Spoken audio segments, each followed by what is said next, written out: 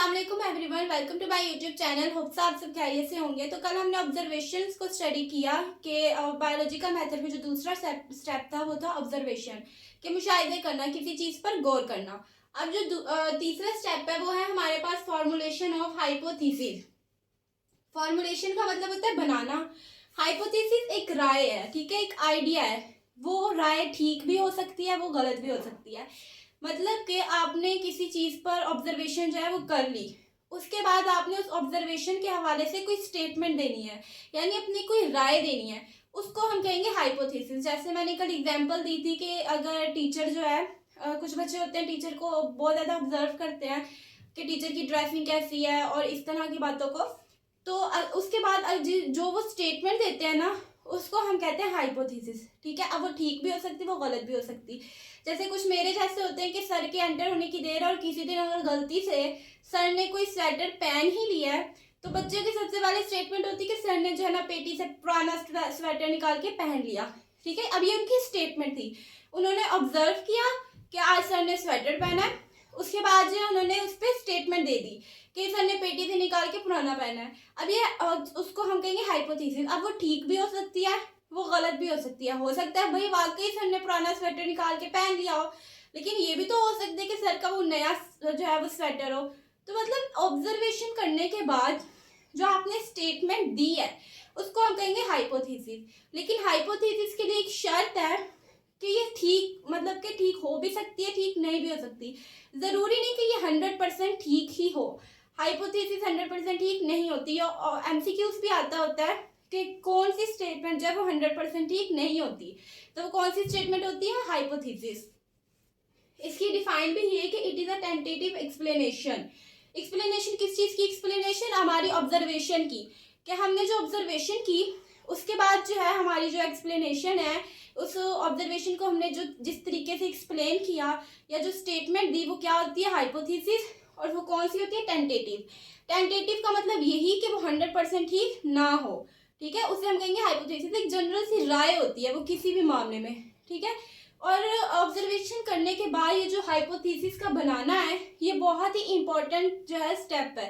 ऐसा नहीं कि आप सिर्फ ऑब्जर्वेशन करें और बस उसको ऐसे ही छोड़ दें, नहीं, उसके बाद आपने स्टेटमेंट लाजमी देनी है। साइंस के फील्ड में आपने ऑब्जर्वेशन करने के बाद लाजमी जो है स्टेटमेंट देनी है, हाइपोथेसिस बनानी ज़रूरी है। अब ऐसा नहीं कि आपने ऑब्जर्वेशन की और बस आप ऐसे ही बैठे देखी जा रहे हो, ऑब्जर्व करी जा रहे हो और आप कुछ बोल नहीं रहे।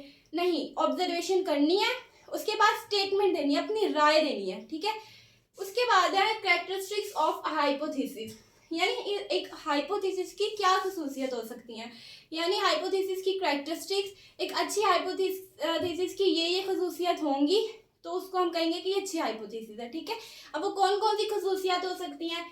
सबसे पहली जो है कि it should be tentative statement.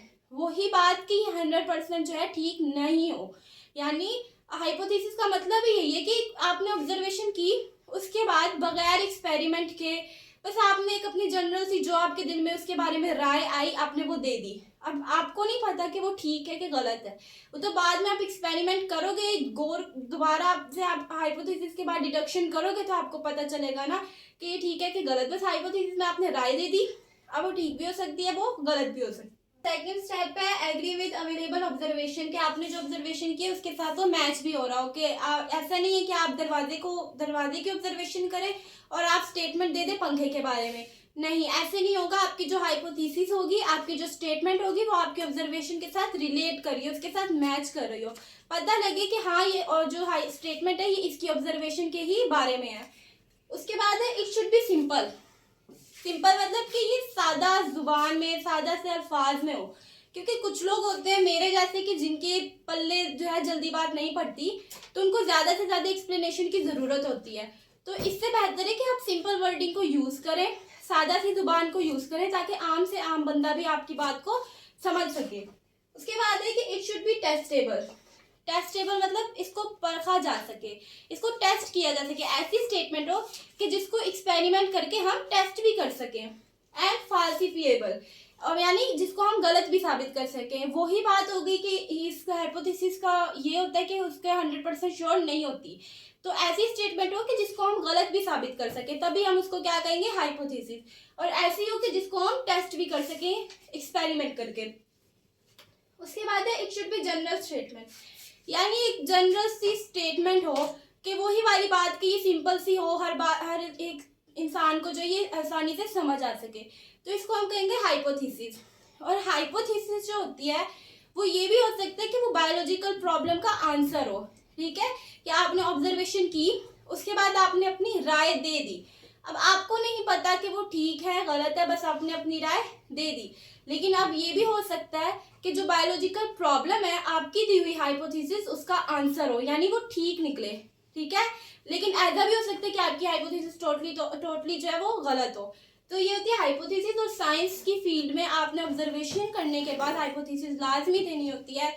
ऐसा नहीं होता कि आपने ऑब्जर्वेशन की और आप गूंगे बन के जो है बैठ जाए। बस आपने ऑब्जर्वेशन की, उसके बाद आप अपनी स्टेटमेंट दो कि आपने ऑब्जर्वेशन में क्या किया या आपने ऑब्जर्वेशन में क्या ऑब्जर्व किया। ठीक है, तो इसकी reading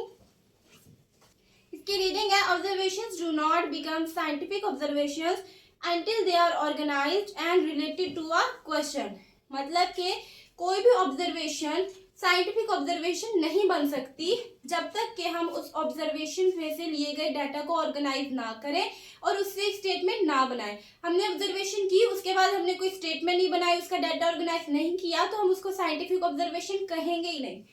biologist organises his her and others observation into data form, के बायोलॉजिस्ट अपनी या किसी और की ऑब्जर्वेशंस को जो है डाटा की फॉर्म में इकट्ठा कर लेते हैं एंड कंस्ट्रक्ट अ स्टेटमेंट, और एक स्टेटमेंट बना देते हैं that may prove to be the answer of the biological problem under study, जो कि बायोलॉजिकल प्रॉब्लम का आंसर भी साबित हो सकती है। क्योंकि वही बात जो मैंने बताई कि जो आपने हाइपोथेसिस दी, हो सकता है कि आपकी दी हुई राय वो बायोलॉजिकल प्रॉब्लम का आंसर हो।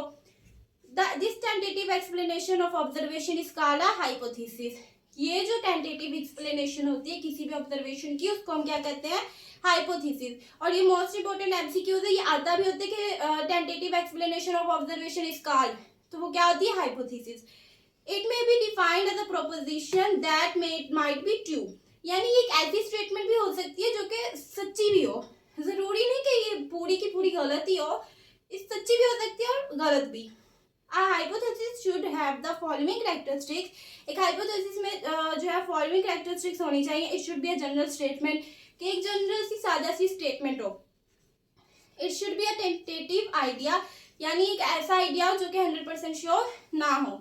It should agree with available observations, वही वाली बात कि अवेलेबल ऑब्जर्वेशंस के साथ मैच कर रही हो, रिलेट कर रही हो। उसके बाद it should be kept as simple as possible।